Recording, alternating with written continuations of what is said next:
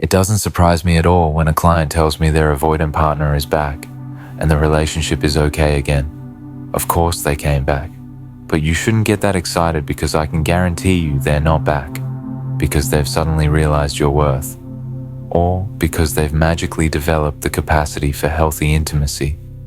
Avoidants almost always come back because they're trapped in a psychological prison of their own making, driven by unhealed traumas that leave them no choice but to repeat the same destructive patterns over and over again. Understanding why avoidants always return isn't about giving you false hope or encouraging you to wait around for someone who can't love you properly. It's about helping you see that their behavior has nothing to do with your worth and everything to do with their inability to break free from trauma responses that were programmed into them long before you existed. This understanding is crucial because it helps you make informed decisions about how much of yourself you're willing to invest in someone who may never be able to reciprocate in the way you deserve. It helps you see that love isn't always enough to heal someone, and that your patience and understanding, while beautiful, cannot substitute for their willingness to do their own healing work, the trauma prison that controls them. Avoidants don't choose to be avoidant any more than someone chooses to have anxiety or depression. Their attachment style is the result of early experiences that taught them love is dangerous, vulnerability leads to pain, and depending on others results in disappointment or abandonment. These lessons get encoded so deeply into their nervous system that they become automatic responses, not conscious choices. When an avoidant pushes you away, they're not making a rational decision about your relationship. They're responding to ancient programming that interprets closeness as a threat to their survival. When they come back, they're not making a conscious choice to pursue love. They're being pulled by equally powerful programming that fears true abandonment more than temporary distance.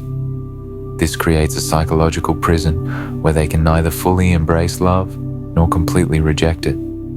They're trapped between their need for connection, which is biologically hardwired into all humans, and their terror of vulnerability, which was conditioned into them through early trauma. This internal conflict doesn't resolve itself through willpower or good intentions. It requires deliberate, often professional intervention to heal. The tragedy is that most avoidants don't even realize they're trapped in this prison. They experience their push-pull behavior as just how they are, or what feels natural, without understanding that these responses are trauma symptoms, not personality traits. They might even pride themselves on their independence and emotional control, not recognizing that these are actually coping mechanisms that prevent them from experiencing the deep connection they secretly crave. The push-pull game they can't stop playing. The push-pull dynamic that avoidants create isn't a conscious strategy or manipulation. It's a compulsive trauma response that they feel powerless to control. When they get close to you, their nervous system floods with anxiety signals that scream danger, even though nothing dangerous is actually happening. When they create distance, they experience temporary relief, followed by emptiness and regret. This cycle repeats itself automatically because the underlying trauma hasn't been healed. They can't stop pushing you away when triggered any more than someone with PTSD can stop having flashbacks. They can't prevent themselves from coming back any more than someone with anxiety can simply choose not to worry. These are nervous system responses that operate below the level of conscious choice. Understanding this helps explain why logical conversations about the relationship don't create lasting change. You can talk about the push-pull pattern. You can express how it hurts you. You can even help them see their own behavior clearly. But until the underlying trauma is addressed, their nervous system will continue to hijack their rational mind whenever intimacy triggers their survival responses. The most heartbreaking aspect of this cycle is that both the pushing and the pulling are expressions of their trauma, not their authentic desires. When they push you away, they're protecting themselves from imagined threats. When they pull you back, they're trying to fill the void created by their own defensive behaviors. Neither response represents their true feelings or their genuine capacity for love. Why they always return. Avoidants return not because they've learned to love better, but because the same trauma that makes them push you away also makes it impossible for them to truly let you go. Their early experiences taught them that love is dangerous, but they also taught them that being completely alone is unbearable. This creates a no-win situation where they can neither fully commit nor completely detach. When they leave or create distance, they're initially flooded with relief. The anxiety of potential engulfment disappears, and they feel like they can breathe again. But this relief is temporary because underneath their fear of intimacy lies an even deeper fear of abandonment. As the initial relief fades, they start to feel the emptiness and loneliness that their emotional walls create. This isn't just missing you in a normal, healthy way. This is a trauma response to isolation that feels threatening to their survival. Their nervous system, which pushed you away to avoid the perceived danger of intimacy, now starts sending signals that being completely alone is also dangerous. This triggers their return, not from a place of healthy desire for connection, but from a trauma-driven need to avoid the terror of true abandonment. The cruel irony is that they return to you because you represent safety to them, but they can't actually accept that safety because their system is still programmed to interpret closeness as danger. So they come back seeking the comfort and security you provide, but they can't fully receive it without triggering their original trauma responses all over again. The repetition compulsion. What you're witnessing when an avoidant repeatedly returns only to create distance again is called repetition compulsion, a psychological phenomenon where people unconsciously recreate traumatic scenarios in an attempt to master them. The avoidant is essentially trying to rewrite their original trauma story, hoping that this time they can experience love without getting hurt. But because the underlying trauma remains unhealed, they keep recreating the same dynamics that caused their wounds in the first place. They unconsciously choose partners who will trigger their attachment fears, then act out the same patterns of approach and avoidance that characterize their early relationships. Each cycle confirms their unconscious belief that love is dangerous and people always leave, which reinforces their need to protect themselves through emotional distance. This repetition compulsion explains why avoidants often have similar relationship patterns across multiple partnerships. It's not that they keep choosing the wrong people, or that their partners keep failing them. It's that they're unconsciously recreating the same psychological drama in an attempt to heal wounds that can't be healed through repetition alone. The only way to break this cycle is through conscious awareness of the pattern and deliberate work to heal the underlying trauma.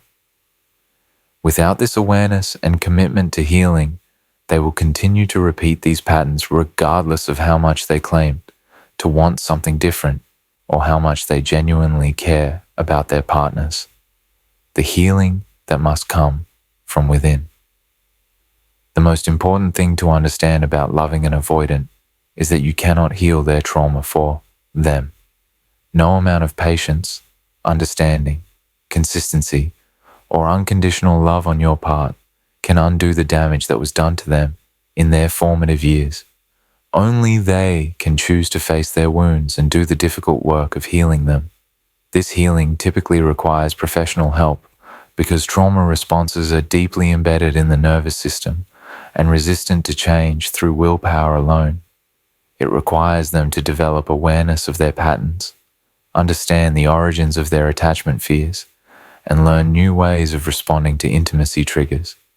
Most importantly, it requires them to admit that their current coping strategies, while protective, are also preventing them from experiencing the love and connection they truly want.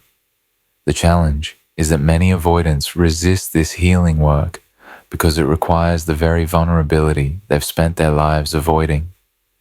To heal attachment trauma, they must be willing to feel the original pain that created their defensive patterns. They must be willing to acknowledge that their independence and emotional control are actually symptoms of wounds rather than strengths to be celebrated. Without this willingness to face their trauma and engage in healing work, they remain trapped in cycles that will continue to damage their relationships and prevent them from experiencing genuine intimacy. Their returns to you aren't signs of progress. They're just another rotation of the same wheel they've been spinning their entire lives. Your role and your limits. If you're in love with an avoidant, your role is not to be their therapist, their healer, or their savior. Your role is to be a loving partner who can support their healing journey if they choose to take it, while also protecting your own emotional well-being and maintaining your own standards for what constitutes a healthy relationship. You can offer understanding and patience, but you cannot offer these things indefinitely without receiving growth and effort in return. You can provide a safe space for their healing, but you cannot force them to use that space. You can love them unconditionally as a person, while still having conditions for what you'll accept in a relationship.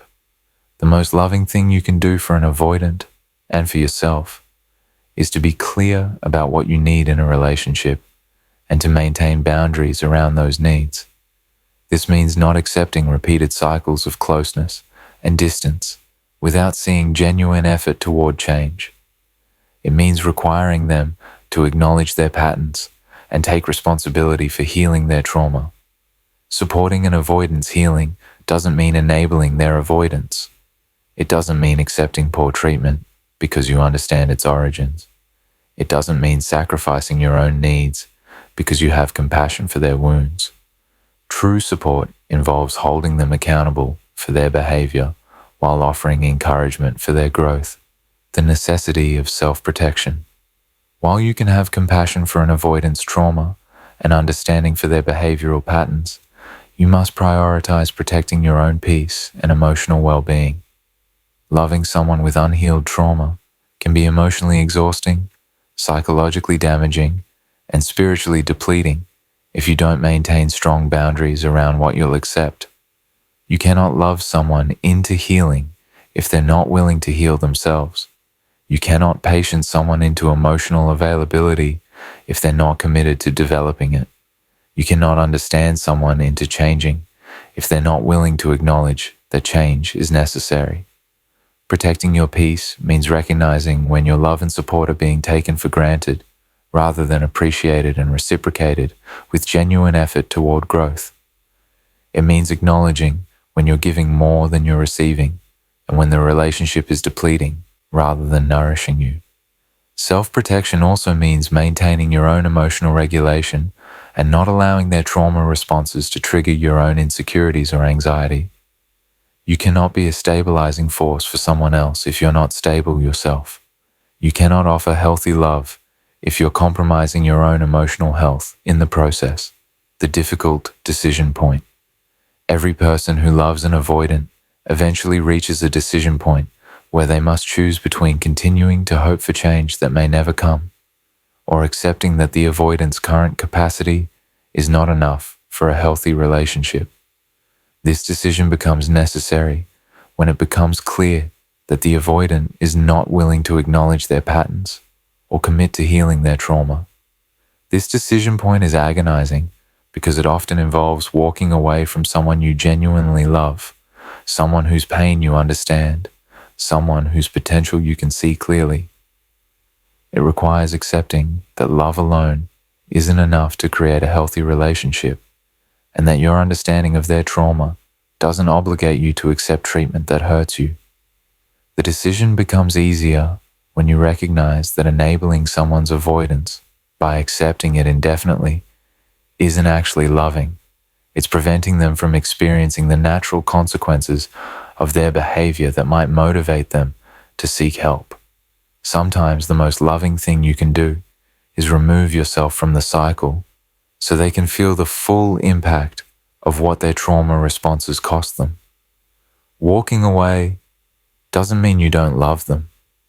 It means you love yourself enough to require reciprocal effort in your relationships.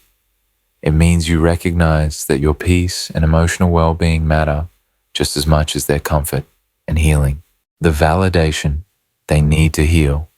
For an avoidant to break their pattern of returning only to leave again, they need to develop genuine awareness of their trauma responses and take responsibility for healing them.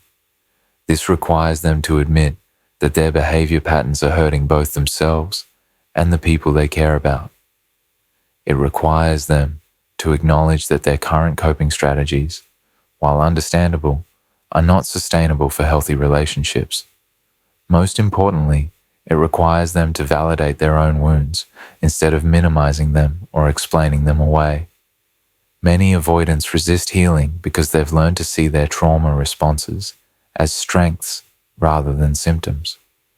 They pride themselves on their independence and emotional control, without recognizing these as adaptive responses to early pain.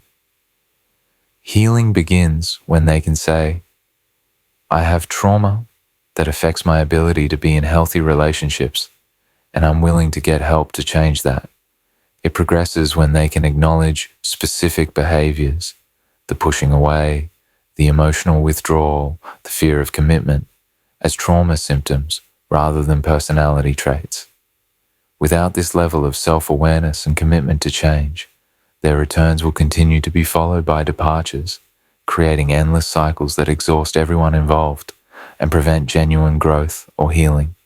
The choice that's yours to make. Understanding why avoidants always come back gives you the information you need to make informed decisions about your relationship. You can choose to stay and support their healing journey if they're genuinely committed to it. You can choose to leave if they're not willing to acknowledge their patterns or do the work necessary for change. What you cannot choose is to love them into healing, to patience them into emotional availability, or to understanding them into changing. These transformations must come from their own recognition of their patterns and their own commitment to growth. Your understanding of their trauma can help you have compassion for their struggles without accepting treatment that compromises your own well-being. Your love for them can motivate you to support their healing without sacrificing your own emotional health. Your hope for their growth can inspire patience without enabling avoidance. The avoidant will likely come back because their trauma leaves them no choice but to repeat their patterns until they heal them. But you do have a choice about whether you'll be there when they return, and that choice should be based on whether they're showing genuine commitment to breaking the cycles that brought them back to your door once again. The most loving thing you can do for both of you is to require that their returns be accompanied by real effort toward healing, not just promises of change or explanations of their behavior.